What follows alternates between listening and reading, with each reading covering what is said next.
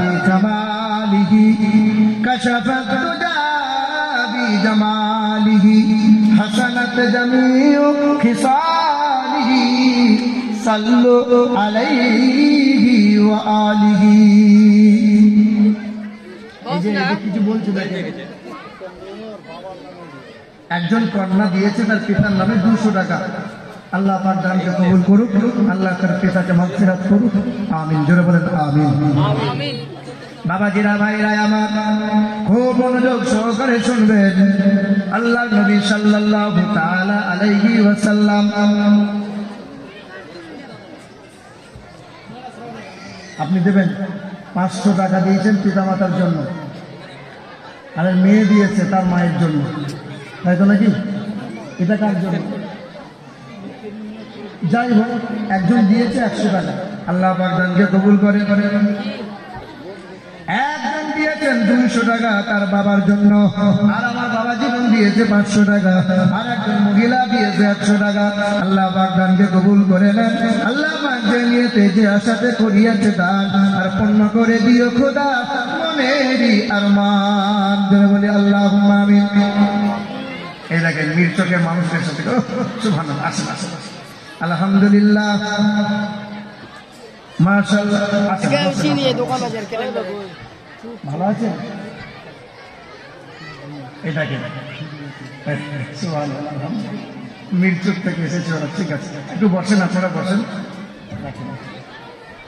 বাবাজিরা ভাইরা আমার, হে মুসলমান সোনার টুকরো বন্ধুরা আমার, সুধী মানুষেরা, আল্লাহর নবী সাল্লাল্লাহু তাআলা আলাইহি ওয়াসাল্লামের বয়স যখন 8 বছর হয়ে গেল, আল্লাহর নবীর চাচা আবু তালেব আমার নবীকে কোলে তুলে নিলেন।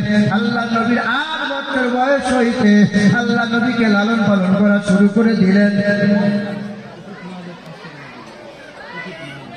কফি মাহলত 500 টাকা, আর একজন আমার সুমন দিয়েছে 100 টাকা। আল্লাহ দানকে কবুল করুক। বাবাজিরা ভাইরা আমার, এ মুসলমান সোনার টুকরো বন্ধুরা আমার, সুধী মানুষেরা, আচ্ছা আপনার টাকা দেবেন, অসুবিধা নাই, কিন্তু একটু বক্তব্যটা হোক, কি একটু বয়ানটা হোক, আপনারা দেবেন ইনশাআল্লাহ। সকলের জন্য দোয়া হবে, আপনারা কম বেশি সবাই দেবেন। বাবাজিরা ভাইরা আমার, আল্লাহর নবী সাল্লাল্লাহু তাআলা আলাইহি ওয়াসাল্লামের বয়স যখন 12 বছর হয়েছিল, চাচা আবু তালেব ব্যবসায় রওনা দিয়ে দিলেন। আল্লাহর নবী চাচার হাতটা ধরে বলেছিলেন, চাচা আমাকে একা রেখে যাবেন না, আমাকে সঙ্গে করে নেন। সেই দিন আল্লাহর নবী কান্না করে বলেছিলেন, চাচা আমার বাবা নাই, আমার মা নাই, চাচা আমাকে ঘরে একা রাখবেন না। সেই দিন চাচার সঙ্গী হয়ে আল্লাহর নবী ব্যবসায় রওনা দিয়ে দিয়েছিলেন। হে মুসলমান সোনার টুকরো বন্ধুরা, জীবনে যদি পরিপূর্ণ শোনাতে যায়, রাতের পর রাত শেষ হয়ে যাবে। সংক্ষিপ্ত আকারে আমার নবীর জীবনীটা বর্ণনা করে দিই। আল্লাহর নবীর বয়স যখন 17 বছর হয়েছিল, আল্লাহর নবী সাল্লাল্লাহু তাআলা আলাইহি ওয়াসাল্লাম তিনি একটি সংগঠন তৈরি করেছিলেন। নওজোয়ান যুবকদেরকে নিয়ে সংগঠন তৈরি করলেন। আল্লাহর নবী সাল্লাল্লাহু তাআলা আলাইহি ওয়াসাল্লাম একটি সংগঠন তৈরি করলেন। অন্যায়ের বিরুদ্ধে নবী আমার সংগঠন তৈরি করলেন। সংগঠনের নাম রেখে দিয়েছিলেন হিলফুল ফুজল। আল্লাহ নবী সাল্লাল্লাহু আলাইহি ওয়াসাল্লাম অন্যায়ের বিরুদ্ধে প্রতিবাদ করার জন্য আল্লাহ রাসূল আমার সংগঠন তৈরি করলেন। হে আপনার যুব কমিটি, হে নওজোয়ান ছেলেরা, তোমাদের গ্রামে তো কত অন্যায় হয়, তোমাদের গ্রামে তো কত পাপ হয়, সমাজ বিরোধী কত কাজ হয়, কোন সংগঠন হয়নি, কোন আন্দোলন কেউ করে না, অন্যায়ের বিরুদ্ধে কেউ কথা বলে না। বলে কিছু কিছু মানুষ বলে সাংঘাতিক নামাজি আমি বাবু, খারাপে নাই, কেউ খারাপ করলে তা দেখি না, কেউ খারাপ যদি করে কিছু আমি বলি না। হে বাবাজিরা ভাইরা আমার, হে সোনার টুকরো বন্ধুরা, আপনার গ্রামের ইমাম সাহেব যদি অন্যায়ের বিরুদ্ধে জুম্মার দিনে প্রতিবাদ করা শুরু করে দেয়, জেনে রেখে দেবেন আপনার গ্রামের ইমাম সাহেবের আর চাকরি থাকবে না। আপনি বলে দিয়েন আগামী জুম্মাতে ইমাম সাহেব আপনি দাঁড়িয়ে দাঁড়িয়ে সত্য কথাগুলো বলবেন। কি সত্য কথা? ইমাম সাহেব দাঁড়িয়ে দাঁড়িয়ে বলে দেবে যে মদ খায় তার বাড়ি আমার খাবার খাওয়া যাবে না, যে সুদের কারবার করে তার বাড়ি আমার খাবার খাওয়া যাবে না, যার বিবিটা পেট বার করে আপনার বাজারে বাজারে ঘুরে বেড়ায় তার বাড়িতে আমার খাবার খাওয়া যাবে না, যে লটারি কাটে তার বাড়িতে আমার খাবার খাওয়া যাবে না, যে একসঙ্গে দুই বোনকে নিয়ে সংসার করে তার বাড়িতে আমার খাবার খাওয়া যাবে না। তারপরের দিন কেশিয়ার বলবে হুজুর বাড়ি চলে যান, চাকরি আর রইবে না। কথা বলেন ঠিক না ভুল? এখন তো গ্রামে সব বড় বড় মুফতি হয়ে গেছে, এখন গ্রামে সব বড় বড় মৌলবি হয়ে গেছে। মৌলবিদের টিকা এখন খুব দায় বাবা। হ্যাঁ, একটা গরিব মানুষ বলেন মৌলবি সাহেব, সে মনে মনে ভাবছে একটা মসজিদে থাকবো, তার জুম্মার দিনে গিয়েছে, এই যে জুম্মার দিনে যাওয়ার পরেই তো বলছে হুজুর কিছুক্ষণ বক্তব্য রাখুন, দেখি আপনার ভেতরে কতটা মাল আছে। তা হুজুর বক্তব্য উঠেই বলছে সুদের বিরুদ্ধে, একদম ঘুমিয়ে দিয়েছে। এত বলা বলেছে বুঝলেন, জুম্মার নামাজ পড়ে মিটিং বসেছে, ইমাম সাহেব খুব ভালো বয়ান করেছেন, আপনি এখন বাড়ি যান, দুদিন পরে আপনাকে ফোন করব। দুদিন পরে সেক্রেটারি ফোন করছে, আসসালামু আলাইকুম ইমাম সাহেব, আপনার চাকরিটা হয়ে যেত বুঝলেন, কিন্তু আপনি যে সুদের ব্যাপারে ভেঙে দিলেন, আমি একটু অল্প স্বল্প সুদের কারবার করি, চাকরি আপনার হইল হবে না। তাই ইমাম সাহেব মনে মনে চিন্তা করছে সুদের ব্যাপারে আর বলবো না। অন্য একটা মসজিদে গিয়েছে, ওই যে বাবা মির্চকে মনে করে গিয়েছে মসজিদে, তা মির্চকের মহিলারা খুব বেহায়া, খুব বেপরদায় চলে। এই যে সাংঘাতিক ব্যাপার, মাইকটা ওদের কাছে দে রে, সাংঘাতিক ব্যাপার। হাল্লাকে করবে না, হাল্লা করবে না, চুপ করো। আফসোস আফসোস, মনে হচ্ছে জলসা ওরাই করছে। এই যে বাবা, তো দ্বিতীয় জুম্মাতে মিল্টকে গিয়ে ইমাম সাহেব জুম্মা করিয়েছে, আর মহিলাদের পর্দার ব্যাপারে আচ্ছা করে বলেছে। তা কেশিয়ার বলছে হুজুর চাকরি আপনার হতো, আমার বউ একটু মাঝে মাঝে পঞ্চায়েতে যায়, পেটটা বার করেই যায়, তা চাকরি আপনার আর হলো না। তা মৌলভী সাহেবের বউ বলছে আপনার কি দরকার, আপনি বায়ান করিয়েন না। বায়ান করেন কেন? বায়ান করলেই তো সমস্যা, বায়ান করার দরকার কি আছে? হে বাবাজিরা ভাই আমার, তো এইদিকে লক্ষ্য করেন, এইদিকে, এই যে আমার দিকে তাকান। তৃতীয় জুম্মাতে বুঝলেন, ওই আপনার নিমাশরাই গিয়েছে, দিয়ে জুম্মার নামাজ পড়িয়েছে, বায়ান করেনি, ডাইরেক্ট জুম্মার নামাজ পড়াচ্ছে, দিয়ে সূরা ফাতিহা পড়ানোর পরে সূরা পড়ছে, ইয়াসিন ওয়াল কুরআনিল হাকীম। এক রকম সূরা ইয়াসিনটা পড়েছে, দ্বিতীয় রাকাতে সূরা মিলিয়ে নামাজটা কমপ্লিট করে দিয়েছে। জুম্মা নামাজ হয়ে গেল, বারান্দায় ইমাম সাহেবকে নিয়ে মিটিং বসে গেল। সঙ্গে সঙ্গে একজন এসে বলল, সেক্রেটারির বাপের নাম হলো হাকিম আর সেক্রেটারির নাম হলো ইয়াসিন, আপনি নামাজে হাকিমের বেটা ইয়াসিনের নাম করলেন, আমার নাম কবে করবেন? হবে না। বাবাজিরা ভাইরা আমার, সব কথা মৌলবী কিন্তু বলতে পারে না, সব সত্য যদি মৌলানা বলে দেয় আর মৌলানার চাকরি আর থাকবে না। কি হবে বেঁচে থেকে? আমি যদি সত্য কথা বলি, আমার চাকরির কোনো ভয় আছে? কথা বলেন না। কমিটি লোক টাকা দিল আর না দিল, আমার কি কোনো বয়ে যাবে? কোনো আবার পরের বছরে দাওয়াত দিল আর না দিল, আমার আমিনুল ইসলাম এলাম আর না এলাম, আমার কোনো যাই কোনো কিছু আসবে? কি হবে বেঁচে থেকে? কতটা বিদ্যা শিখে যদি না করতে পারো শোষণবিহীন সমাজটাকে, কি হবে আলেম হয়ে ইমাম সেজে সমাজেতে, কি হবে আলেম হয়ে ইমাম সেজে সমাজেতে? সত্য কথা যদি না পারো, সত্য কথা উচ্চস্বরে না বলি করিতে, চাকরির ভয় করো যদি ছেড়ে দাও ইমামতি, চাকরির ভয় করো যদি ছেড়ে দাও ইমামতি, কি হবে ধোঁকা দিয়ে আল্লাহকে, কি হবে ধোঁকা দিয়ে নবীজিকে। আবার দেখবেন কিছু কিছু মানুষ আছে শুধু মৌলবীদের খোঁচা মারে, হুজুর বলুন না, বলুন না, আছে না নাই, আছে না নাই। আর মৌলবী যখন বলে দেয়, তা কেশিয়ার যখন বলে হুজুর আর চাকরি নাই, তা এই সমস্ত মালের আর দেখা নাই।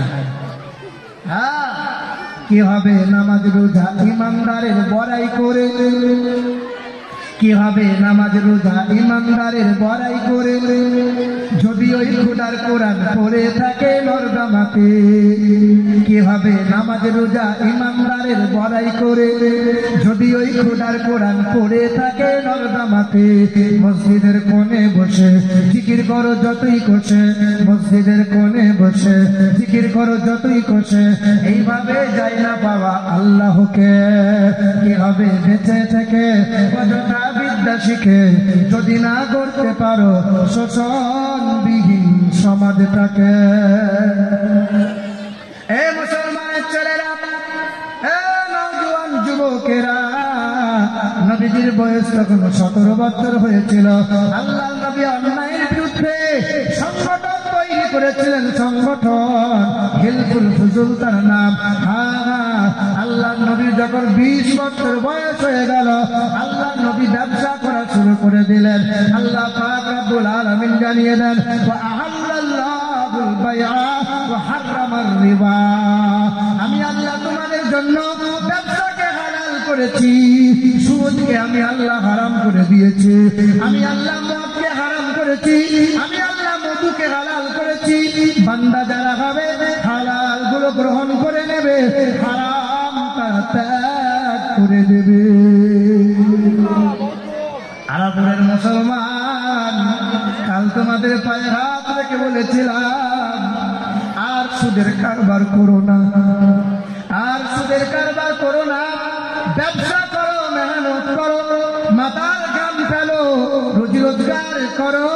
হে মুসলমানের ছেলেরা, হে নওজোয়ান যুবকেরা,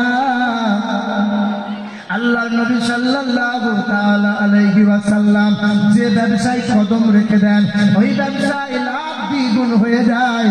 মক্কার জমিনে ধনশালী একজন মহিলা আম্মা জান খাদিজাতুল কুবরা, দুই স্বামীর বিধবা আম্মা জান খাদিজাতুল কুবরা, তার বান্ধবীকে ডাক দিয়ে বললেন, এ আমার বান্ধবী শোন শোন, মক্কার জমিনে শুনলাম নাকি মুহাম্মদ নামে একটা যুবক আছে, যে যুবকটা ব্যবসায় দায়িত্ব নিলে ব্যবসা তার দ্বিগুণ হয়ে যায়, ব্যবসা দ্বিগুণ হয়ে যায়। আল্লাহ নবী সাল্লাল্লাহু তাআলা আলাইহি ওয়াসাল্লাম, নবীজির বয়স তখন, সংবর্ধনা দিচ্ছে নাকি বাবাজিরা, ভাইরা আমার, আল্লাহ নবীর বয়স তখন 23 বছর হয়েছিল। নবীজির বয়স 23 বছর। আম্মা খাদিজাতুল কুবরা চিঠি পাঠিয়ে দিলেন, খবর পৌঁছে দিলেন, হযরতে আবু তালেব আমার নবীর হাতটা ধরে আল্লাহ নবীকে সঙ্গে করে নিয়ে মা খাদিজাতুল কুবরার ব্যবসার মধ্যে লাগিয়ে দিলেন। হ্যাঁ মা, আল্লাহ নবী ব্যবসা করেন, নবীর চলনে, নবীর বলনে, নবীর আদর্শে আম্মা খাদিজা মুগ্ধ হয়ে যায়, আম্মা খাদিজা প্রেমে পাগল হয়ে যায়, আম্মা খাদিজার ব্যবসা দ্বিগুণ হয়ে যায়, ব্যবসায় উন্নতি। আম্মা জান খাদিজাতুল কুবরা এত খুশি, এত আনন্দিত হলেন, তখন তার বান্ধবীকে বললেন, হে আমার বান্ধবী, এই মোহাম্মদ এত সুন্দর আদর্শ, এত সুন্দর মিশ্র ভাষা, এমন চলন বলন, আমি খাদিজাকে মুগ্ধ হয়ে যাই। হে আমার বান্ধবী নাফিসা, হে বান্ধবী নাফিসা, তুমি খবর লাগাও, মুহাম্মদ সাল্লাল্লাহু আলাইহি ওয়াসাল্লাম আমি খাদিজাকে বিবাহ যদি করে নেয়, আমি খাদিজা ধন্য হয়ে যাব। চাচার কাছে চিঠি চলে গেল, চাচার কাছে চিঠি চলে গেল। আল্লাহ পাক রব্বুল আলামিন নির্দেশ হয়ে গেল, আল্লাহ নবী রাজি হয়ে গেলেন। আল্লাহ নবী সাল্লাল্লাহু আলাইহি ওয়াসাল্লামের হাত ধরে মা খাদিজার হাতে হাতটা দিয়ে দিলেন। নবীজির বয়স তখন 25 বছর, আম্মা খাদিজা কুবরার বয়স তখন 40 বছর। আম্মা খাদিজার সঙ্গে আল্লাহ নবীর বিবাহ হয়ে গেল। কোন কোন নবীর দুশমনরা বলে, কোন কোন বেঈমানরা বলে আল্লাহ নবী বিয়ে করেছিল 52 বছরের নবী, ছোট্ট কন্যা, তার নাম ছিল মা আয়েশা। আয়েশাকে বিবাহ করেছে, বলে কি বলে না? এই জালিমের দল, তোমরা আমার নবীর জন্য খোঁজ লাগাও, একবার তোমাদের জন্য কি খোঁজ লাগাও না? শ্রী শ্রী রামকৃষ্ণ বিয়ে করেছিল, সীতার বয়স ছিল মাত্র 7 বছর। বঙ্কিমচন্দ্র চট্টোপাধ্যায় তিনি যে মহিলাকে বিবাহ করেছিলেন, ওই মহিলার বয়স ছিল মাত্র 9 বছর। নবেল জয়ী বিশ্বকবি রবীন্দ্রনাথ ঠাকুর তিনি যে বিয়ে করেছিলেন, ওই কন্যার বয়স ছিল মাত্র 6 বছর। কেউ খবর লাগায় না। এই বাংলাদেশের মুজিবুর রহমান যখন বিয়ে করেছিল, ওই হাসিনার মাকে যখন বিয়ে করেছিল, হাসিনার মায়ের বয়স ছিল মাত্র 3 বছর। নেকা করে রেখেছিল, কেউ খবর দেয় না, কেউ খবর দেয় না। এ বাবাজিরা, ভাইরা আমার, আমরা কোনদিন কোন ধর্মকে ছোট করতে চাই না, তবে এতটুকু বলতে যাই, আল্লাহ নবী বিবাহ করেছিলেন, নবীজির বয়স তখন 52 বছর ছিল। আম্মা আয়েশা সিদ্দিকা রাদিয়াল্লাহু তাআলা আনহাকে বিবাহ করেছিলেন, নবীজির বয়স 52 বছর ছিল বটে, তবে আম্মা আয়েশা সাবালিকা হয়ে গিয়েছিলেন। আম্মা আয়েশা পূর্ণাঙ্গ কমপ্লিট ছিল। আম্মা আয়েশাকে জিজ্ঞাসা করা হয়েছিল, আয়েশা তোমার বয়স এখন 9 বছর, তুমি কি সংসার করতে পারবে? নবী তোমার সংসার করতে কি নবীর সংসারে যাবে? আম্মা আয়েশা অনুমতি দিয়েছিলেন, তাই নবী আয়েশাকে নিয়ে আল্লাহ নবী সংসার করেছিলেন। মানুষের ধ্যান সব ওই দিকে আছে, এগুলো একটু আগে আগে করে দিতে হবে। একবার দুরূদ শরীফ পড়ি, আল্লাহুম্মা সাল্লি আলা সাইয়্যিদিনা। একটু মনোযোগ সহকারে শোনেন। আল্লাহ নবী সাল্লাল্লাহু তাআলা আলাইহি ওয়াসাল্লামের জন্য হিন্দু ধর্মগ্রন্থের বেদ বলে দিয়েছে, ইদং কৌলগত প্রায় জনি সুপর ধর্মনি ধর্মাত্র নাইশা কেন ভাগবান বাতরিষ্যতি। ঈশ্বর সর্বস্ব জগতং ব্রহ্ম সর্বদং খালিদং ধর্মবাহং পাপমাদং আল্লাহ ইল্লাল্লাহ ওয়ানাদি স্বরূপাই জগতং মায়ানং পশু সিদ্ধনম জলচরণম পূর্ণমোদ পূর্ণমিদং পূর্ণপচ্যুতে পূর্ণমাদং পূর্ণস্য পূর্ণবশিষ্যতে। ওম নমো নমো নমঃ হতারমেন্দ্র হতারমেন্দ্র মহাশরেন্দ্রম অং সন্তা সরোতি শতপতি মার্মেঘে সুন্দরম মঙ্গলম মোহাম্মদা। বেদ বলেছে বড় সুন্দর করে, তিনি এমন একজন বিশ্বের মহান নেতা, তিনি এমন একজন বিশ্বের মহাগুরু, যে মহান নেতা সারাটা জীবন মানব জাতির জন্য কান্না করে গেছে, সারাটা জীবন মানব জাতির কল্যাণের চিন্তা করে গেছে। নবীজি কারো সাথে কোনোদিন দুর্ব্যবহার করেন নাই, কোন পশু পক্ষীর সাথে নবী কোনোদিন দুর্ব্যবহার করেন নাই। আল্লাহ নবী আমার বিনা কারণে কোনোদিন গাছের ফল ফুল পাতা ছেড়েন নাই। তিনি আর কেউ নয়, তিনি আমার সন্তান সরতি শতপতি মন্হে সুন্দরম মঙ্গলম বিশ্ব সর্বস্ব জগতা। তিনি সেই মহান প্রতিপালকের দরবার থেকে আসবেন। তিনি হবেন ঈশ্বর, তিনি হবেন সর্বস্ব, তিনি হবেন জগতা, তিনি হবেন ব্রহ্ম, তিনি হবেন যস্য, তিনি হবেন শস্য। সেই মহান প্রতিপালকের দরবার থেকে আসবেন সত্যপ্রিয় সত্যবাদী, তিনি হবেন মুহাম্মাদুর রাসূলুল্লাহ। আল্লাহর নবী কোনদিন অন্যায় বিচার অবিচার কারোর সাথে করেন নাই, কিন্তু বেঈমানরা বারবার আমার নবীকে নিয়ে কটূক্তি করে। ভারতের জমিনে নূপুর শর্মা বলে একটা মহিলা কটূক্তি করেছিল না করে নাই? বাংলাদেশের ময়মনসিংহে বাড়ি, তার বাপ মুসলমান, তার মা মুসলমান, বেহায়া বিশ্বা ন্যাংটা মহিলা তসলিমা নাসরিন।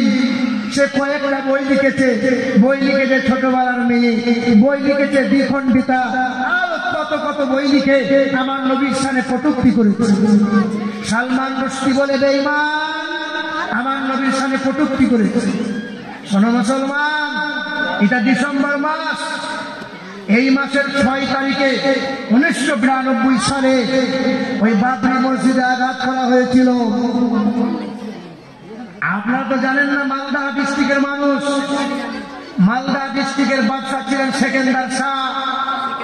তিনি একটি মসজিদ তৈরি করেছিলেন মদিনার নকলে আদিনা। এখন তো শুয়োর কুকুর বিড়াল বাস করে ওই মসজিদে। মুসলমান আমরা মালদা ডিস্ট্রিক্টে কোনদিন গিয়ে দেখবেন সেখানে যুবক যুবতী নারী পুরুষ সব জুতো পরে সেই মসজিদের ইজ্জত নাই। শোনো, তাদের তালিকায় যেমন বাবরি মসজিদ ছিল, ওই তালিকায় আদিনা মসজিদটা আছে। ওরা একদিন আদিনা মসজিদ ভেঙে ওখানে মন্দির তৈরি করবে। এটা খবর নেননি আপনারা? খবর পাবে একদিন, দেখবে। কেন?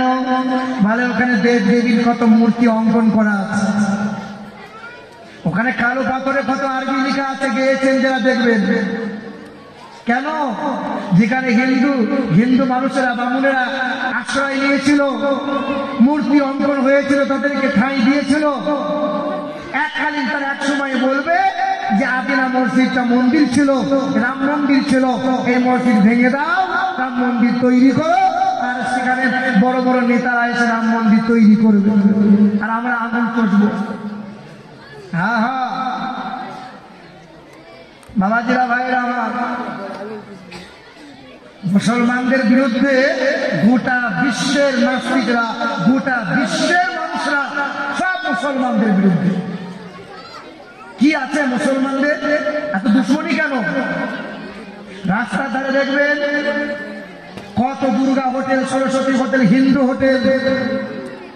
কিন্তু মুসলিম যদি হোটেল হয় হিন্দু ভাই যাবে না, কিন্তু হিন্দু হোটেলে মুসলমানরা যাবে, মুসলিম হোটেলে হিন্দু আসে না। হিন্দু ভাইয়ের মিষ্টির দোকানে মুসলমান মিষ্টি খায়, হিন্দু ভাইয়ের বিবাহ অনুষ্ঠানে মুসলমান যায়। এর নাম সম্প্রীতি, এর নাম ভারতবর্ষ। এ বাবাজিরা, ভাইরা আমার, কিছুদিন আগে নোয়ালহাটি বলে একটা জায়গা, নোয়ালহাটি নাম শুনেছেন আপনারা? নোয়ালহাটি থানার পাশে ইউটিউব হচ্ছে। নোয়ালহাটি থানার পাশে বাজারের ছেলেরা বললো, হুজুর আপনাকে নিয়ে জালসা করব। তা জালসা যে করবে হুজুর, জালসা যে করবো, এখানে তো লোকের জায়গা দেওয়ার মতো কোনো ময়দান নাই, বাজার তো। তবে নোয়ালহাটি থানার পাশে একটা মণ্ডপ আছে, মণ্ডপ, যেখানে বছরে দুর্গা পূজা হয়। ছাদ দেওয়া আছে, 4টে পিলার দিয়ে এরকম মণ্ডপ তৈরি করা স্টেজ। হিন্দু ছেলেরা বললো, মুসলমানের ছেলেরা একসাথে খেলা করি, একসাথে ক্লাবে অংশগ্রহণ করি। তা আমাদের মণ্ডপ আছে, তোমাদের হুজুরকে জিজ্ঞাসা করো এই মণ্ডপে কি হুজুর জলসা করবে? হুজুর যদি এই মণ্ডপে জলসা করে, এই মণ্ডপটা জলসার জন্য একদিনের 1 রাতের জন্য ছেড়ে দেবো আমরা। আমি বললাম, এর নাম ভারতবর্ষ, এর নাম সম্প্রীতি, এর নাম মহব্বত, এর নাম ভাতৃত্ব। বাবাজিরা, ভাইরা আমার, সোনার টুকরো বন্ধুরা, পাঞ্জাবিরা দেখবেন মাথায় পাগড়ি বাঁধে, পাঞ্জাবিরা লম্বা পোশাক পরে, পাঞ্জাবিরা দাড়ি রাখে, কারো কোনোদিন অসুবিধা হয় না। কিন্তু মুসলমানগুলোকে এক শ্রেণীর মানুষ দেখলে পরে বড় জ্বলন হয়, দাড়িওয়ালা টুপিওয়ালা মুসলমান। অথচ এই দেশ আমাদের দেশ, এই দেশে রক্ত দিয়েছি সবচেয়ে বেশি আমরা, এই দেশে জীবন দিয়েছি সবচেয়ে বেশি আমরা, এই দেশে সবচেয়ে বেশি অবদান আমাদের। কিছুদিন আগে খেলা হলো না, ক্রিকেট খেলা হলো না, পাকিস্তান হেরে গেল, আর আমি রাস্তা দিয়ে যাচ্ছি, আমি তো জানি না যে খেলা হচ্ছে। তা পাকিস্তান যে হেরে গেছে, আমার কাছে পাকিস্তানি, ওই পাকিস্তানি,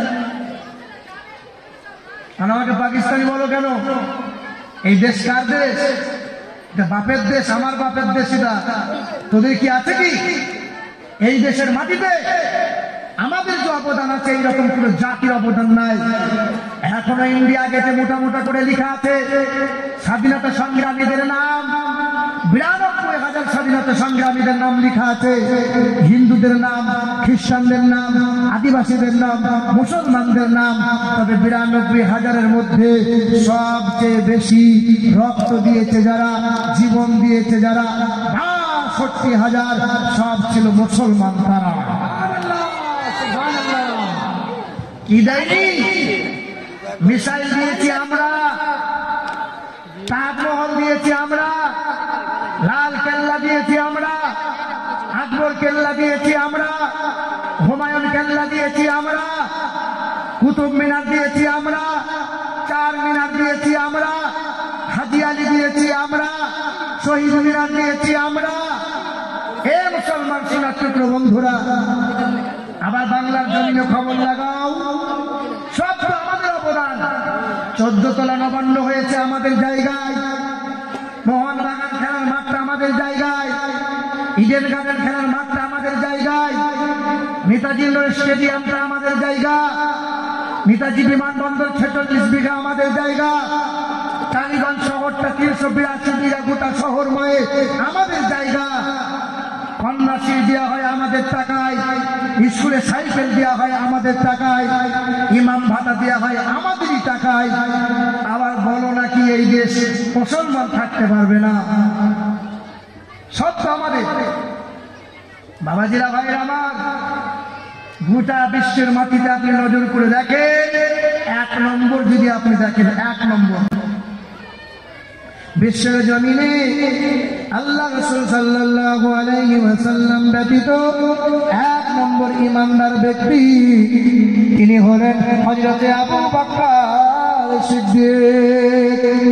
বিশ্বের মাটিতে 1 নম্বরে পালোয়ান যাকে বলা হয় তিনি হলেন শেরে খোদা মাওলায়ে আলী।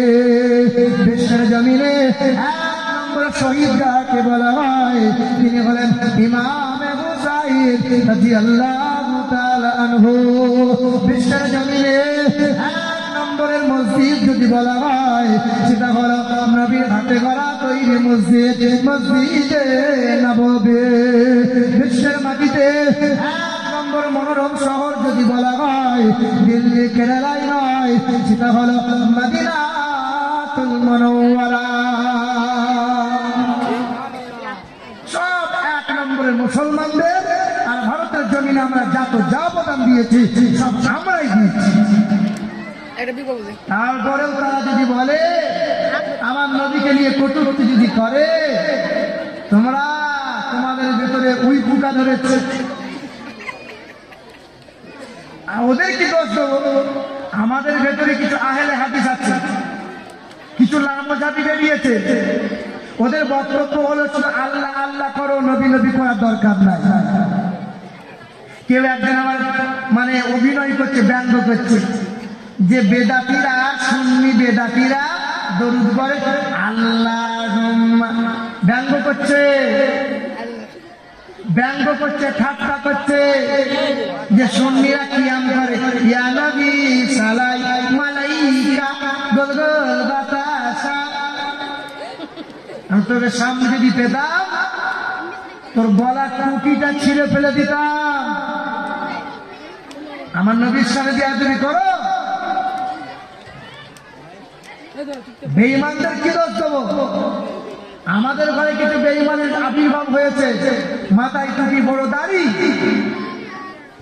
নবীর সাথে বেয়াদবি করে মানুষের ঈমানকে নষ্ট করছে। কথা বলেন ঠিক কিনা ভুল?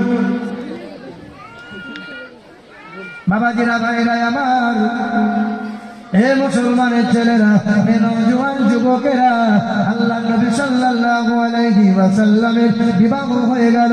আল্লাহ নবী সংসার করেন। মক্কার বড় বড় নেতারা আল্লাহ নবীকে বয়কট করে দিল। কেউ নবীকে দোকানে মাল বিক্রি করবি না, কোন কুয়া থেকে নবীকে পানি যেন দেওয়া হয় না, কোন খাবার যেন কেউ দিবি না, ওই নবী মুহাম্মদ রাসূলুল্লাহকে কেউ যেন কাজে নিবি না। আল্লাহ নবীকে বয়কট করে দিল। সেদিন আল্লাহ নবীর বিবি, আমাদের মা আম্মা খাদিজাতুল কুবরা মক্কার নেতাদেরকে ডাক দিয়েছিল, হে মক্কার নেতারা, শুনে রেখে দাও, জেনে রেখে দাও, তুমি আমার নবীকে বয়কট করো, আমার নবীকে বয়কট করে দিয়েছো।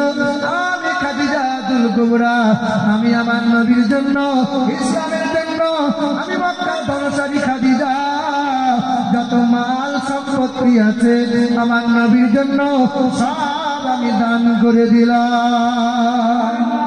সুবহানাল্লাহ, সব দান করে দিলাম। বাবারা, ভাইরা আমার, 3 বছর আমার নবীকে বয়কট করে রাখা হয়েছিল। আল্লাহ নবী গাছের পাতা খেয়ে খেয়ে দিন কাটিয়েছিলেন। হে মুসলমানের ছেলেরা, হে নওজোয়ান যুবকেরা, হে আমার মায়েরা, আমার বোনেরা, শুনে যান মা, একটু রাতের বেলা আল্লাহ নবী আমার জাবালে নূর, ওই হীরা গুহাতে গলি গলি রাস্তা ধরে গোপনে গোপনে আমার নবী চলে যেতেন। হীরা গুহাতে সাধনায় লিপ্ত হয়ে যেতেন। আম্মা খাদিজাতুল কুবরা আমার নবীর জন্য খাবার বানিয়ে নিয়ে যেতেন, আমার নবীকে খাবার খাইয়ে দিতেন। আম্মা খাদিজাতুল কুবরা খালি পায়ে পায়ে নবীর জন্য যেতেন। আল্লাহ নবী সাল্লাল্লাহু আলাইহি ওয়াসাল্লাম একদিন হাসতে ছিলেন। আম্মা খাদিজাতুল কুবরা পায়ের নখটা ফেটে গিয়ে গলগল গলগল করে রক্ত বার হয়। আল্লাহ নবী হাসেন। আম্মা খাদিজাতুল কুবরা বলেন, ইয়া রাসূলুল্লাহ, পা ফাটা রক্ত দেখে মনে মায়া নয় না, আপনি হাসেন কেন? বলে, খাদিজা, আল্লাহ তোমাকে এত পছন্দ করে নিয়েছে খাদিজা, তুমি তোমার স্বামীর এত পরিমাণের সেবা করো। খাদিজা, আল্লাহ কোন নারীকে দেয় নাই, আমার খাদিজাতুল কুবরাকে আল্লাহ পাক স্বয়ং খাদিজাকে সালাম জানিয়েছে। খাদিজাতুল কুবরা, আল্লাহ নবী আমার দিনের দাওয়াতের জন্য বেরিয়ে যেতেন। রাত 12টা হয়ে যেত, রাত 1টা হয়ে যেত, রাত 2টা হয়ে যেত, ভোর 3টা হয়ে যেত।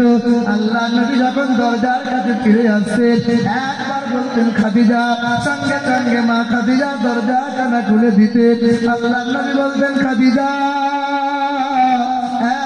ডাকবি, কেমনে তুমি দরজা কেনা খুলে দাও? আম্মা জান খাদিজাতুল কুবরা বলেন, ইয়া রাসূলুল্লাহ, আমি আপনার বিবি, আপনি হলেন দুজাহানের বাদশাহ, আপনি রাতের বেলায় আসবেন, কোন সময়ে আসবেন? ইয়া রাসূলুল্লাহ, আপনি তো আমাকে বলে যান নাই কখন কোন সময়ে ঢুকবেন। ইয়া রাসূলুল্লাহ, বিছানায় পিঠ লাগিয়ে দেবো, ঘুমিয়ে যাব। একবার 2বার আপনি ডাকবেন, ডাকে সারা দিতে আমি খাদিজার দেরি হয়ে যাবে। না না ইয়া রাসূলুল্লাহ, আমি পিঠ বিছানায় লাগাই না, আমি দরজার কাছে দাঁড়িয়ে দাঁড়িয়ে আমার রাসূলুল্লাহর জন্য ইন্তজার করে থাকি। একবার ডাক দেবে খাদিজা, আপনার ডাকে সারা দিয়ে দরজা খুলে দেবে। এ মুসলমানের ছেলেরা, এ নওজোয়ান যুবকেরা, এ আমার মায়েরা, আমার বোনেরা, স্বামীর সেবা করো মা। একটা মহিলার যদি 4টে গুণ ভালো হয়, আল্লাহ রাসূল বলেন, দয়াল নবী বলেন, ওই মহিলার জন্য আল্লাহ পাক জান্নাতের 8টা দরজা খুলে দেবে। কটা গুণ ভালো হলে? 8টা। 1 নম্বর, ওই মহিলা 5 ওয়াক্ত নামাজ পড়বে। 2 নম্বর, ওই মহিলা রমজান মাসে রোজা রাখবে। 3 নম্বর, ওই মহিলা স্বামীর কথা মতো চলবে, স্বামীর সেবা করবে। 4 নম্বর, ওই মহিলা পর্দাশীলা হবে, বেহায়ার মতো চলবে না। ভাষাকে পর্দা করবে, দেহকে পর্দা করবে। 4টে গুণ মা যদি ভালো করে নেয়, আল্লাহ পাক জান্নাতের 8টা দরজা ওই মহিলার জন্য খুলে দেয়।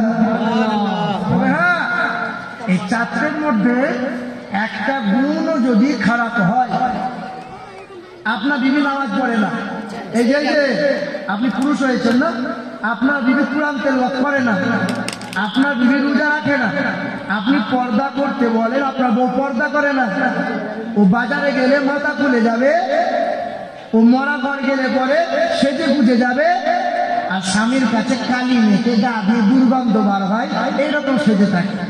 বউদেরকে সাজতে হয় স্বামীর কাছে না বাজারে গেলে? এই যে ও বাজারে গেলে, আত্মীয়র ঘর গেলে ঠোঁট পালিশ গাল পালিশ লাগিয়ে যাবে, আর স্বামীর কাছে গালে কালি, কপালে কালি, গা থেকে গন্ধ বেরোয়। 1 মাস পরে বাড়ি এসে যে স্বামী ও বউয়ের চেহারা দেখে মন ভরে না। বিবিকে সাজতে হবে কার জন্য? এই যে বিবিকে সাজতে হবে কার জন্য? স্বামীর জন্য। 4টে গুণ যদি খারাপ হয়, 4টের মধ্যে একটাও যদি খারাপ হয়, তো মাঝে মধ্যে বিবিদেরকে ঠকুনি দেবেন। কি দেবেন? এই যে বউদেরকে মারা যাবে কি যাবে না? তবে আল্লাহ নবী বলেন, মহিলাদের 4 জায়গায় যেন কোনোদিন মারিও না। এক হলো মহিলাদের মুখমণ্ডলে কোনোদিন মারবে না, মহিলাদের বক্ষস্থলে কোনোদিন মারিও না, মহিলাদের মাথায় কোনোদিন মারবে না, মহিলাদের পিঠে কখনোই মারিও না। মারবেন কোথায়? মারার জায়গা আছে? হ্যাঁ, তরকারি তো নুন কম, 1 থাপ্পড় দিয়ে কাপুরুষের কথা, কাপুরুষ বউ মারো কেন? এ এমন তোমার সঙ্গিনী, এ এমন তোমার জীবন সঙ্গিনী। 1 মাস যদি রাত করে বাপের বাড়ি চলে যায়, ভালো ভালো নেতা, ভালো ভালো মাতব্বরের মাথার তার ছিঁড়ে যাবে, বেটা খ্যাপা হয়ে যাবে। 1 মাস যদি রাত করে চলে যায়, তোর খাওয়া পড়া সব বন্ধ হয়ে যায়। ঠিক না বল? অর্থাৎ বিবিদের মারিও না, বারবার বোঝাও, আর কথায় কথায় তালাক দিয়ে দিও না। এই যারা তোদের বাপজির আমার, ও 2 বোতল খেয়ে এসে দিয়ে বউকে ঘুমাচ্ছে না। বিবিদের মারবেন না, ভালোবাসবেন ওদের বেশি বেশি। বাপ মায়ের ঘর ছেড়ে আপনার ঘরে এসেছে, আপনি অত্যাচার করেন কেন? আপনি কি কাপুরুষ? আপনি কি অমানুষ? কেন বিবিকে মারবেন? বাবাজিরা, ভাইরা আমার, মায়েরা বোনেরা, শুনে রেখে দেবেন, আল্লাহ নবী সাল্লাল্লাহু আলাইহি ওয়াসাল্লাম, নবীজির বয়স যখন 40 বছর হয়েছিল, আল্লাহ নবী কাঁপতে শুরু করেছেন। নবীজির শরীরে জ্বর এসেছিল। কেন এসেছিল জ্বর? জিবরাইল ফেরেশতা হীরা গুহার ভিতরে আল্লাহ নবীকে বলেছিলেন, ইকরা, পড়ো। নবী পড়েন। নবী বলেছেন, আমি পড়বো না। আর ওয়াহাবিরা বলছে নবী পড়া জানে না, তাই নবী বলেছে আমি পড়তে পারি না। জিবরাইল বললেন, ইয়া রাসূলুল্লাহ আপনি পড়ুন। আল্লাহ নবী বললেন, আমি পড়বো না। ইয়া রাসূলুল্লাহ আপনি পড়েন। না, আমি পড়বো না। যখন জিবরাইল ফেরেশতা বললেন, ইকরা বিসমি রাব্বিকাল্লাযী খালাক, খালাকাল ইনসানা মিন আলাক, ইকরা ওয়া রাব্বুকাল আকরাম আল্লাযী আল্লামা বিল কালাম। সঙ্গে সঙ্গে নবী পড়তে লাগলেন। আল্লাহ নবীর শরীরে জ্বর এসেছিল। আল্লাহ নবী কাঁপতে কাঁপতে বাড়ি গিয়েছিলেন। মা খাদিজাতুল কুবরা আল্লাহ নবীকে কালো কম্বলটা জড়িয়ে দিলেন। ইয়া রাসূলুল্লাহ কি হয়েছে একবার বলেন। আল্লাহ নবী বলেন, আরে খাদিজা, খাদিজা, আমার উপরে কি আয়াত অবতীর্ণ হয়েছে? দাঁড়াও নবী আপনি দাঁড়ান। সঙ্গে সঙ্গে মা খাদিজা চলে গেল। কোন ব্যক্তির কাছে গেল? ওই ওয়ারকা ইবনে নওফাল। যে ওয়ারকা ইবনে নওফালের বোন মারিয়াম ছিল, আব্দুল্লাহকে বিবাহ করতে চেয়েছিল। ওই ওয়ারকা ইবনে নওফালের কাছে দৌড়ে গেল, চাচা যান, চাচা যান, আমার নবীজি, আমার নবী মুহাম্মদ এমন এমন ঘটনা ঘটে গেছে। সঙ্গে সঙ্গে ওয়ারকা ইবনে নওফাল তাওরাত কিতাবটা শুনিয়ে বলেছিল, খাদিজা মনটা খারাপ করবি না, তুই তো খুশনসিব রে মা, তোর মুহাম্মদ হলো তো জানের বাদশাহ। কেউ বেঈমানরা বলে নবী তো নবী হয়েছেন 40 বছর বয়সে, কিন্তু আমার আল্লাহ পাক বলেন মা কোতানা, আমার রাসূলুল্লাহ সাল্লাল্লাহু আলাইহি ওয়াসাল্লাম উম্মতের জন্য ঘোষণা করে দিয়েছেন মা কোতানা বিয়া আদম বাইনাল মাই ওয়া তিন। আমি তখন নবী ছিলাম যখন আদম নবী মাটি আর পানিতে মিশ্রিত ছিল। আদমকে যখন আদম বানানো হয় নাই, তার বহু বছর আগে আল্লাহ পাক আমাকে নবী করে দিয়েছে। এ বাবা, যদি আপনি জিজ্ঞাসা করেন ইয়া রাসূলুল্লাহ আপনার বয়স কত, তো ওয়াহাবীরা বলে নবীর বয়স ছিল 63 বছর। এটা জাহিলিতে। কিন্তু আধ্যাত্মিক দৃষ্টিতে আপনি লক্ষ্য করেন, একদিন আল্লাহ নবীর সামনে জিবরাইল ফেরেশতা এসেছে দায়বা কালবি চেহারার উদ্ধারণ করে। আল্লাহ নবীর সাথে কথোপকথন হচ্ছে। আম্মা ফাতেমাতুজ জোহরা ছুটে গিয়ে বলছেন, আব্বু ইয়া রাসূলুল্লাহ এই ব্যক্তিটা কে? আল্লাহ নবী বলছেন, মা এনার নাম হচ্ছে জিবরাইল ফেরেশতা, যে যাকে আমি ভাই ভাই বলে সম্মান করি। এ মা ফাতেমা, তুমি এই জিবরাইলকে ছোট চাচা বলে সম্মান করি। কি বলে? কি বলে? যেমন বলেছে ছোট চাচা, জিবরাইলের মুখটা ছোট হয়ে গেছে। আল্লাহ নবী বলছেন, জিবরাইল তুমি মনটা খারাপ কেন করলে? তোমার মুখটা ছোট হলো কেন? সঙ্গে সঙ্গে জিবরাইল বলেন, ইয়া রাসূলুল্লাহ আপনার কন্যা নবীনন্দিনী ফাতেমাকে আমার জন্য ছোট চাচা বলতে বললেন। ইয়া রাসূলুল্লাহ আপনি যদি আমার জন্য বড় চাচা বলতে বলতেন, আমি জিবরাইল মহা খুশি হয়ে যেতাম। বলে, জিবরাইল তুমি বড় চাচা হওয়ার শখ করছো, তা তুমি আমার চেয়ে বয়সে বড় না আমার চেয়ে জ্ঞানে গুণে বড়? জিবরাইল বলছেন, হুজুর বেয়াদবি মাফ করবেন, আপনার চেয়ে তো জ্ঞানে গুণে কখনোই বড় নয়, তবে নিশ্চয়ই আমি আপনার চেয়ে বয়সে বড় হব। আল্লাহ নবী বলেন, জিবরাইল জিবরাইল ফেরেশতা, জিবরাইল আলাইহিস সালাতু ওয়াস সালাম, বলো ভাই জিবরাইল তোমার কি মনে পড়ে না? জিবরাইল ফেরেশতা বলো বলো, আল্লাহ পাকের আরশের সম্মুখে একটা নূর, একটা তারা কি কখনো দেখতে পাও নাই? বলে, হ্যাঁ ইয়া রাসূলুল্লাহ আমি তো দেখতে পেয়েছি। আল্লাহ নবী বলেন, জিবরাইল ফেরেশতা ওই আরশের সম্মুখে একটা তারা, একটা নূর যে দেখতে পেয়েছিলে, কতবার দেখেছিলে? ইয়া রাসূলুল্লাহ ইয়া হাবিবাল্লাহ একবার দেখতে পাই, পরের দিন দেখতে পাই নাই। ইয়া রাসূলুল্লাহ ইয়া হাবিবাল্লাহ আমি জিবরাইল ফেরেশতা একবার দেখার পরে ৭৪ বছর পর পর একবার করে আমি দেখতে পাই।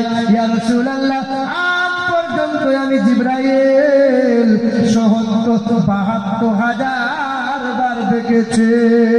আল্লাহ নবী বলেন, ওই নূরটা আমি হলাম নবী মুহাম্মদ রাসূলুল্লাহ। ওই নূরটাই আমি নবী। আল্লাহ নবী 40 বছর বয়স হলো, নবীজির ওপর কি আয়াত অবতীর্ণ হলো? কোরআনের আয়াত অবতীর্ণ হলো, হ্যাঁ না? এই যে কোরআন, এই কোরআন অবতীর্ণ হয়ে গেল। আল্লাহ নবী সাল্লাল্লাহু আলাইহি ওয়াসাল্লাম, আল্লাহ নবী আমার ইসলামের দাওয়াত শুরু করে দিলেন। এ মুসলমানের ছেলেরা মেয়েরা, এখন তো মোবাইলে দিন রাত খোঁজা মারো না, না সকালে কিংবা সন্ধ্যায় একবার কোরআনটা পড়ো। এখনকার কিছু হাফেজ সাহেব বেরিয়েছে, আর কোরআন ছুঁইবে না, মোবাইলে চালাচ্ছে এখন। হ্যাঁ, কিছু মৌলবি কিছু হাফেজ সাহেব বেরিয়েছে, বাবা কোরআন আর ছুঁইবে না, কোরআন আর দেখবে না, মোবাইলে দেখে দেখে কোরআন পড়ছে। ও হাফেজ সাহেবরা, তোমাদের কি জানা নাই এই কোরআনটা ছুঁইলে পরে স্বভাব পাওয়া যায়, এই কোরআনটা পড়লে পরে স্বভাব পাওয়া যায়, এই কোরআনটা দেখলে পরে স্বভাব পাওয়া যায়, এই কোরআনটা চুমা দিলে স্বভাব পাওয়া যায়, এই কোরআনটা বুকে নিলে স্বভাব পাওয়া যায়। এই কোরআনের পক্ষে থাকলে পরে আল্লাহ ছোট ছোট মানুষগুলোকে তার প্রিয় বান্দা বানিয়ে দেয়। আল্লাহ নবী বলেন, পৃথিবীর জমিনে সর্বশ্রেষ্ঠ মানব হলো তারা যারা কোরআন শেখে, অপরকে কোরআন শেখায়। বলো আমরা কারা? ছেলে মেয়ের বুকে কোরআন ধরায় না যারা, আমরা হলাম তারা।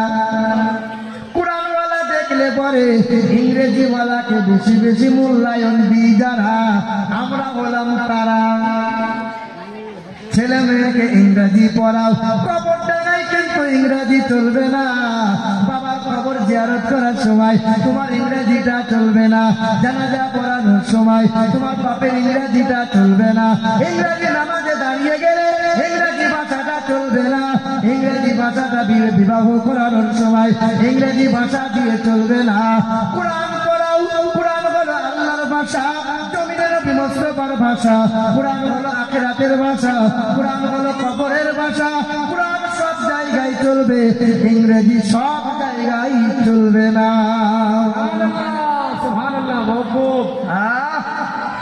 না না, আপনার ছেলেকে মৌলবি করতে হবে না, আপনার ছেলেকে হাফেজ বানাতে হবে না।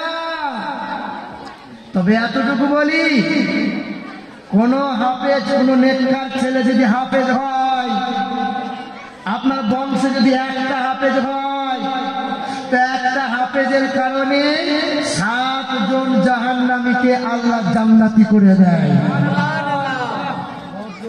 হ্যাঁ, হাসরের কঠিন ময়দানে হাফেজে কোরআনকে বলা হবে, হাফেজে কোরআন, তুমি কোরআন তেলাওয়াত করো, উচ্চ শিখরে তুমি ওঠো।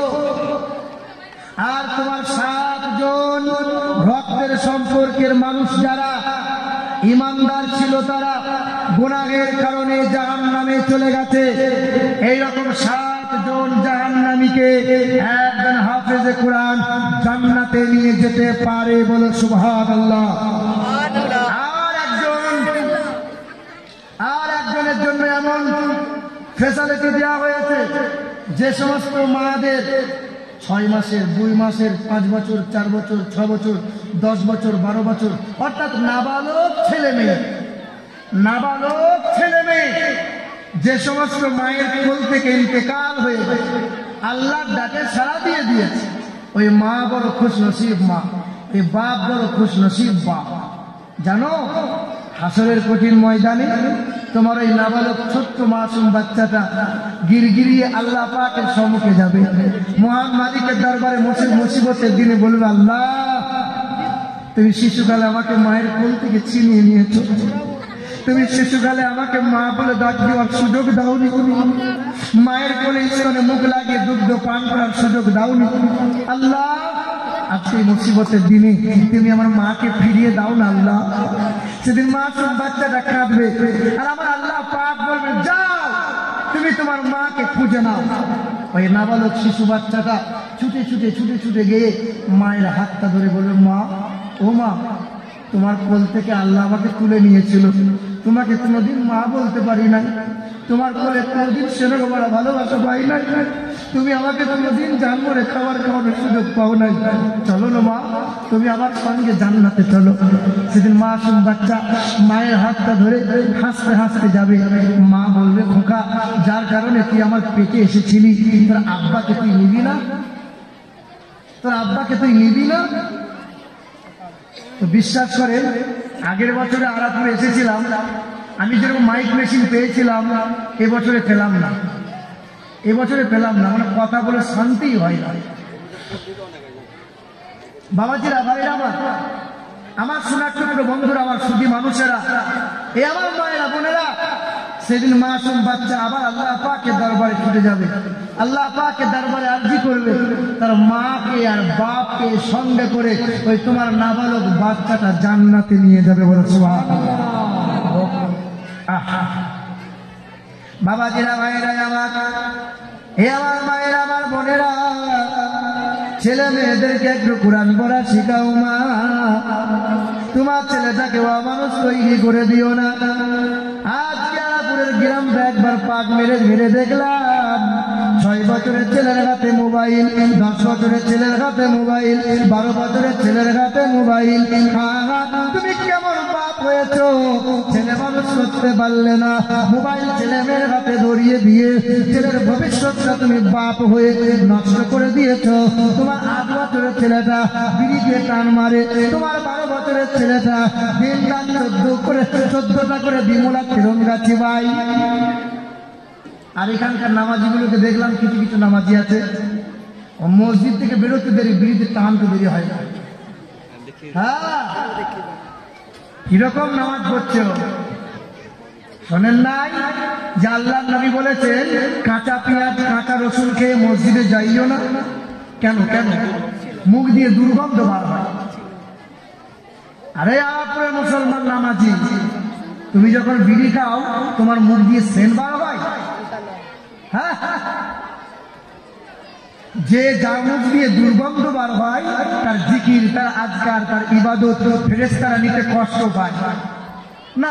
এর ইবাদত নেবো না, পালিয়েছে। এরা আবার এমন বিড়ি খোর, সকালবেলায় ঘুম থেকে উঠে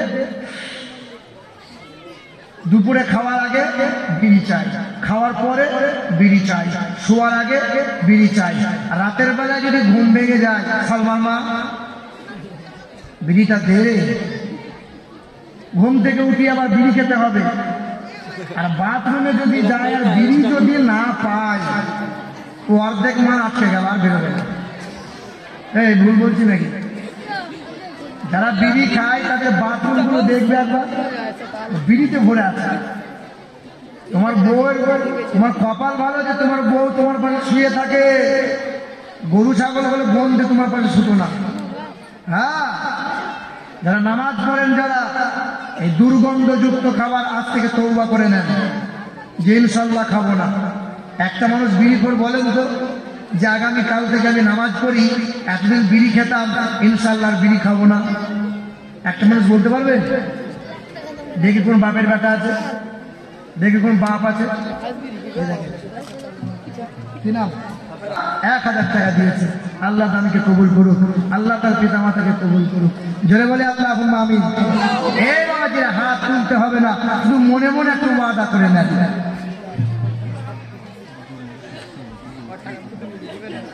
একজন অসুস্থ আছে, আপনাকে টাকা দিয়েছে 1000 টাকা, আল্লাহ পাক দানকে কবুল করে নেন, আল্লাহ পাক তাকে শিফা দান করেন।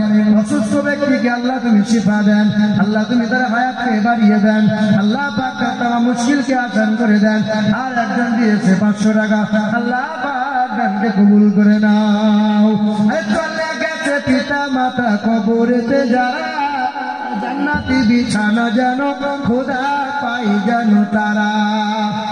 ইজ্জত সম্মান দিও দিও দুনিয়াতে, আর আরো সম্মানিত করো খোদা রোজ কিয়ামতে। সাল্লাল্লাহু তাআলা আলাইহি ওয়াসাল্লাম এই কোরআনের আয়াত, কোরআনের বাণীটা মানুষের কাছে পৌঁছাতে লাগলেন, মানুষের কাছে তিনি পৌঁছাতে লাগলেন। মুসলমানের ছেলেরা মক্কা জমিনে ধীরে ধীরে ধীরে ধীরে মাত্র হাতে গোনা কয়েকজনা আল্লাহ নবীকে প্রেম করে নিল, আল্লাহ নবীর কাছে কালেমা পড়ে ঈমান নিয়ে এলো। হাতে গোনা মাত্র 40 জনা। মক্কার জমিনে কতজন কালেমা পড়লো? 40 জনা। মুসলমানের ছেলেরা, প্রথমে বলেছিলাম ইসলামের জন্য সর্বপ্রথমে মহিলা জীবন দিয়েছিল, তার নাম ছিল মা সুমাইয়া। এবার দেখো আল্লাহ নবী এবার কোরআনের আয়াতটা নিয়ে মানুষের দুয়ারে দুয়ারে যায়, রাতের বেলায় মানুষের দুয়ারে দুয়ারে গিয়ে কোরআনের আয়াত আয়াতগুলো বোঝায়, আল্লাহর পরিচয়টা দেয়। মা সুমাইয়া বলে একজন মহিলা আল্লাহর নবীর জন্য খাবার বানিয়ে দিতেন। মা সুমাইয়ার ছেলে আম্মার রাদিয়াল্লাহু তাআলা আনহু আল্লাহর নবীকে সঙ্গে করে আজকে ওর বাড়িতে নিয়ে যায়, আল্লাহর নবী দিনের দাওয়াতটা দেয়। মক্কার জমিনে মা সুমাইয়া একমাত্র কালেমা নিয়ে, কালেমার ঝান্ডা নিয়ে দাঁড়িয়েছিল। আল্লাহর নবীকে নিজের হাতের খাবার নবীকে খাইয়েছিলেন। আহারে মা সুমাইয়া, মক্কার নেতারা চক্রান্ত করে নিল। আগে সুমাইয়াকে মার, আগে তার বেটাকে মার, তাহলে নবী ধীরে ধীরে জব্দ হয়ে যাবে। মা সুমাইয়াকে ধরে নিল। মা সুমাইয়ার ছেলে আম্মার রাদিয়াল্লাহু তাআলা আনহুকে বেঁধে নিল। মা সুমাইয়াকে খেজুর গাছের মধ্যে বেঁধে দেওয়া হলো। আম্মার রাদিয়াল্লাহু তাআলা আনহুকে মায়ের সামনাসামনি বেঁধে দেওয়া হলো। আম্মারকে বলে, আম্মার কালেমা ত্যাগ করে দে, নবী নবী করা বন্ধ করে দে। যদি নবী করা বন্ধ না করিস, আম্মার চোখের সামনে দেখতে পাবি আম্মার তোর মায়ের বিবর্ষ, তোর মায়ের উলঙ্গ চেহারা। মায়ের চেহারা উলঙ্গ করে দেবে ছেলের সামনে। কালেমা ত্যাগ করে দেবে। তো মা বলেছিল, আম্মার তোকে আমি পেটে ধরেছি, আমার চেহারা উলঙ্গ হয়ে যাক, আমাকে শেষ করে দে। কি আমার ছেলে কোনদিন কখনো ভুলেও জানো নবী করা বন্ধ করবি না। আম্মার রাদিয়াল্লাহু তাআলা আনহুকে বারবার মারা হয়। আম্মারের সামনে মায়ের কাপড়টা খুলে দেওয়া হয়, মা উলঙ্গ হয়ে গেল। আম্মার বলেছিল, আল্লাহ আমার জমিনটা আমার জন্য ফাঁক করে দাও, আমি আমার দেহটা জমিনে করে দেবো, আমি মায়ের চেহারা থেকে সহ্য করতে পারছি না মালিক। মায়ের চেহারা উলঙ্গ হয়ে গেল। তখন মা সুমাইয়া বলেছিল, লা ইলাহা ইল্লাল্লাহ মুহাম্মাদুর সাল্লাল্লাহু আলাইহি ওয়াসাল্লাম, কালেমা ছাড়বে না। বাবারা, ভাইরা, এ মুসলমানের ছেলেরা, মা সুমাইয়াকে জমিনে শুইয়ে দেওয়া হলো। একটা হাত, একটা পা, একটা রশি দিয়ে বেঁধে একটা বেঈমান প্রাণ ধীরে ধরে রইল। মা সুমাইয়ার বাম হাত, বাম পাটা রশি দিয়ে বেঁধে একটা বেঈমান প্রাণ দিয়ে ধরে রইল। একটা বেঈমান বড় একটা বর্ষা নিয়ে এলো মা সুমাইয়ার লজ্জা স্থানে, মা সুমাইয়ার গুপ্ত স্থানে, মা সুমাইয়ার দৈনাঙ্গে, মা সুমাইয়ার লজ্জা স্থানে বর্ষাটা ভরে দিল। মা সুমাইয়ার দেহের ভিতরে বর্ষাটা ঢুকে গেল।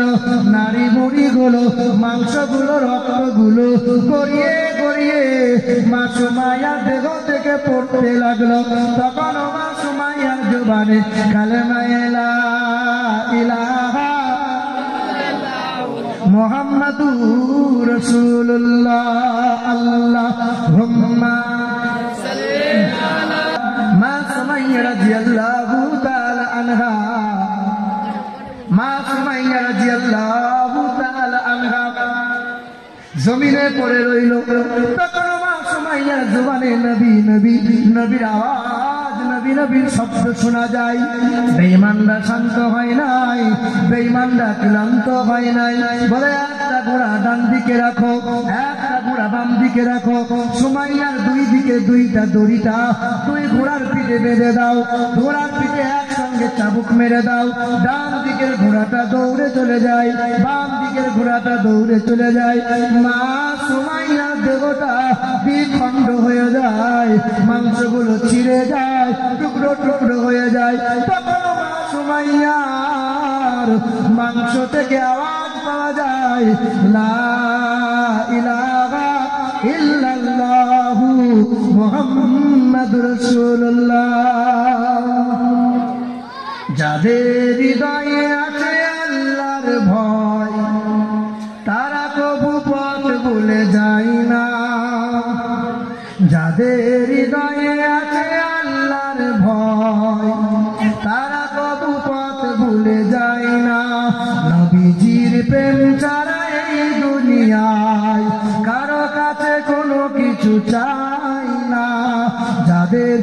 হৃদয়ে আছে আল্লাহর ভয়, তারা কবু পথ ভুলে যায় না। নবীজির প্রেম ছাড়া এই দুনিয়ায় কারো কাছে কোনো কিছু চাই না। রাতের আধারে যারা সিজদাতে রয়, রাতের আধারে যারা সিজদাতে রয়, দু চোখের অশ্রুতে নদী যেন বয়। ছলনার হাত ছানি যতই আসুক, ছলনার হাত ছানি যতই আসুক, পিছনে ফিরে কবু তাকাই না। যাদের হৃদয়ে আছে আল্লাহর ভয়, কবু তারা পথ ভুলে যায় না। নবীজির প্রেম ছাড়া এই দুনিয়ায় কারো কাছে কোনো কিছু চাই না। সুবহানাল্লাহ। নবীজির প্রেমের জন্য মানুষ সব কিছু উৎসর্গ করা সম্ভব, ঠিক না বল? বাবাজিরা, ভাইরা আমার, ছোট্ট একটা ইতিহাস আপনাদের শুনিয়ে দিয়ে যায়। যখন ভারত পাকিস্তান বাংলাদেশ এক ছিল, একটা নবীরাশি নওজোয়ান যুবক ছিল। তার ছেলেটার বয়স ছিল 19 বছর। ওই ছেলেটার নাম ছিল ইলমুদ্দিন, ছিল কর্মী কাঠ মিস্ত্রি, কাঠের কাজ করত। 19 বছর ছিল, নবীর বড় আশিক ছিল। সকাল সন্ধ্যা নবীর প্রেমে দরুদ শরীফ পড়ত। ওই সময় একটা বেঈমান একটা বই লিখেছিল, বইটার নাম দিয়েছিল রঙ্গিলা রসুল। কি নাম? রঙ্গিলা রসুল। বইটা লিখেছিল যে নাম ছিল তার রাজপাল। কি পাল? বাজারে বইটা প্রচার হচ্ছে। ওই বইয়ের ভিতরে আমার নবীকে লম্পট বলেছে, ওই বইয়ের ভিতরে আমার নবীকে গাল মন্দ করেছে। বাবারা, ভাইরা আমার, বেঈমানরা আমার নবীকে জাদুকর বলেছিল, মক্কার জমিনে আমার নবীকে নির্বংশ বলেছিল, আমার নবীকে পাগল বলেছিল। কিন্তু বেঈমানরা কোনদিন আমার নবীর চরিত্র নিয়ে কথা বলে নাই। শোনেননি আপনারা যে একটা বুড়ি মহিলা পুঁটুলি বেঁধে মক্কা থেকে পালিয়ে গিয়েছিল যে পাগল মোহাম্মদ আসবে নাকি আমার গায়ে? সেই সময় প্রচার হয়েছিল নবী মোহাম্মদ পাগল, জাদুকর। মক্কা মরুর তপ্ত পথে, আমার লেখা কবিতা আগের বছরে শুনিয়েছিলাম। মক্কা মরুর তপ্ত পথে চলছিল এক বিদ্যাজন, মস্ত বোঝা মাথায় ছিল, কাঁপছিল বৃদ্ধার কয়ে আম্মা জান, এই বোঝাটি বইলে মাগো বাঁচবে বলো তোমার প্রাণ। অচেনা নুরানি যুবক এসে বলছে, মা তোমার দাঁত পড়ে গেছে, চুল তোমার সাদা হয়ে গেছে, গাল তোমার টুকরে গেছে, এত বড় পুকুরি বেঁধেছো মা। ও মা, মাগো তোমার বোঝাটা আমাকে দাও, আমি বয়ে নিয়ে যাই। দাও তুলে দাও আমার মাথায়, দাও তুলে দাও আমার মাথায়, তুমি শুধু পথে দেখাও, যেথায় যাবে শান্তি পাবে আম্মা তুমি পা বাড়াও। লয়ব না মা পয়সা করি, লয়ব না মা পয়সা করি, চাইব দুয়া আশীর্বাদ, তোমার সেবা করলে মাগো এই এতিমের মিটবে সাদ। বুড়ির বোঝা মাথায় নিয়ে, বুড়ির বোঝা মাথায় নিয়ে চলল যুবক পথ ধরে, মানব সেবার খুশির হাওয়া বইছে যে তার অন্তরে। যুবক হেঁটে হেঁটে যায়। কিছু দূর যাওয়ার পরে যুবক বুড়িকে জিজ্ঞাসা করে, মা তুমি যাচ্ছ কোথায়? তুমি যাচ্ছ কোথায় বলো না। বৃদ্ধা থেকে সুদাই যুবক, বৃদ্ধা থেকে সুদাই যুবক, যাচ্ছ কোথায় আম্মা জান? মন কেন মা ভরা ক্রান্ত, দুই নয়নে অশ্রুবান। ও মা কোথায় যাচ্ছ বলো না। তখন বুড়ি বলে, বৃদ্ধা বলে কালকে নাকি, বৃদ্ধা বলে কালকে নাকি আসবে গায়ে মুহাম্মদ, লইবে কেড়ে ধর্ম মদের লোকটি নাকি ভীষণ বদ। সেই ভয়েতে গ্রাম ছেড়েছি, সেই ভয়েতে গ্রাম ছেড়েছি, যাচ্ছি চলে অন্য গ্রাম। শুনলে বাঁচা দুঃখ আমার, বুঝলে এবার নমস্কার। বুড়ি মা পা পা করে যায়। কিছু দূর যাওয়ার পরে বুড়ি আবার বলে, একটু পরে বৃদ্ধা বলে, একটু পরে বৃদ্ধা বলে, ওইখানে মোর চলার শেষ, নামিয়ে দেবা বোঝা আমার, করলে দারুণ কষ্ট ক্লেশ। বুড়ির বোঝা নামিয়ে দিয়ে, বুড়ির বোঝা নামিয়ে দিয়ে চলল যুবক ফিরার পর। বলল বুড়ি তোমার মতো, বলল বুড়ি তোমার মতো আর দেখিনি কাউকে সব। যুবক শোনো না বাবু, ছুটে এসেছে। বাবু তোমার নাম কি বাবা? তোমার কোথায় বাড়ি? তুমি এত সুন্দর, তুমি ছিলে বাবা? কোথায় ছিলে বাবা? ফারুক ছেলে আমাকে দিয়েছে। আচ্ছা মাশাআল্লাহ, আলহামদুলিল্লাহ, আল্লাহ কবুল করুক। এ বাবা, তো বুড়ি জিজ্ঞাসা করছে তোমার নাম কি, তোমার গ্রাম কোথায়? ফুলের মতো মুক্তি তোমার, মায়াই ভরা তোমার প্রাণ, কে নাম তোমার, কোথায় বাড়ি, যাও না বলে আব্বা যান। তখন যুবক সামনে এসে হাত দুটো জড়ো করেছে। যুবক বলে করুন দোয়া, যুবক বলে করুন দোয়া, না হয় যেন আমি বদ, যার ভয়েতে ভাগছো মাগো, যার ভয়েতে ভাগছো মাগো, আমি তো সেই মোহাম্মদ। বাবারা ভাইরা আমার, হে মুসলমান নওজোয়ান ছেলেরা, ওই নবীকে মোহাব্বত করো। বাংলাদেশ, ভারত, পাকিস্তান যখন এক ছিল, রাজপাল বলে একটা বেঈমান আমার নবীকে লম্পট বলে বই লিখলো। বইটার নাম দিয়েছিল রঙ্গিলা রসুল। বাজারে বিক্রি হচ্ছে রঙ্গিলা রসুল, বাজারে বিক্রি হয়। একজন গরিব ঘরের ছেলে, ইলমুদ্দিন 19 বছরের ছেলেরা ওই বইটা কিনে নিয়েছিল। রাতের বেলায় বইটা পড়া শুরু করে দিল। বইয়ের পাতা যত উল্টায়, চোখের পানি তত গড়িয়ে গড়িয়ে পড়ে। আমার নবীকে এমন করে ব্যঙ্গ করেছে, আমার নবীকে এমন করে অপমান করেছে, সহ্য করা সম্ভব নয়। ওই ছেলে খাওয়া বন্ধ করে দেয়, ওই ছেলেটা পানি পান করা বন্ধ করে দেয়, রোগা পাতলা হয়ে যায়। 19 বছরের যুবক নওজোয়ান ছেলেটা আর সহ্য করতে পারে নাই। নবীর প্রেম উঠলে উঠেছিল। একটা ভুজালি নিয়েছিল, কোমরের ভাঁজের মধ্যে বেঁধে নিয়েছিল। রাজপালের ঘরের সামনে হাজির হয়েছিল। রাজপাল বলে ডাক দিল। শত মানুষের সামনে ওই 19 বছরের ছেলেটা রাজপালকে হত্যা করে দিল। হত্যা হয়ে গেল। ইলমুদ্দিন হাত তুলে দিল। পুলিশ প্রশাসন তাকে জেলে বন্দি করে দিল। ইলমুদ্দিন জেল হয়ে গেছে। ইলমুদ্দিনের কি হয়? কয়েকদিন পরে জজ কোর্টে তোলা হলো।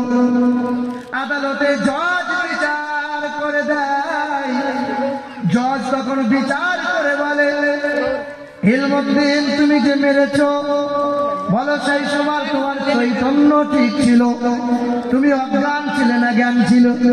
তোমার কি কোনো সেন্স ছিল? ইলমুদ্দিন বলে, আমি স্বজ্ঞানে স্বইচ্ছায় নবীর দুশমনকে পৃথিবী থেকে জাহান্নামে পাঠিয়ে দিয়েছি। আমি তো কোনোদিন ওদের দেব দেবী নিয়ে গাল মন্দ করি না। আমরা তো কোনোদিন ওদের ভগবান নিয়ে কথা খারাপ ভাষা করে কোনো বই লিখি না। যে আমার নবীকে অপমান করে পৃথিবীর জমিনে বেঁচে থাকার তার কোনো অধিকার নাই। জজ সেই দিন ইলমুদ্দিনের বিরুদ্ধে ফাঁসির অর্ডার হয়। ইলমুদ্দিনের ফাঁসি হবে, ফাঁসি। নওজোয়ান যুবকেরা ওয়াজ ভুলে যাবেন না। ইলমুদ্দিনের ফাঁসি হবে। শেষ তামান্না বলো যুবক, তোমার ইচ্ছা কি বলো? সেই দিন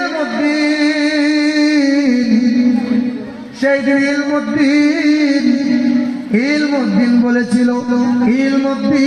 বলেছিল শেষ তামান্না, শেষ ইচ্ছা, এই কোরআনটাকে একবার আমার সামনে নিয়ে এসো।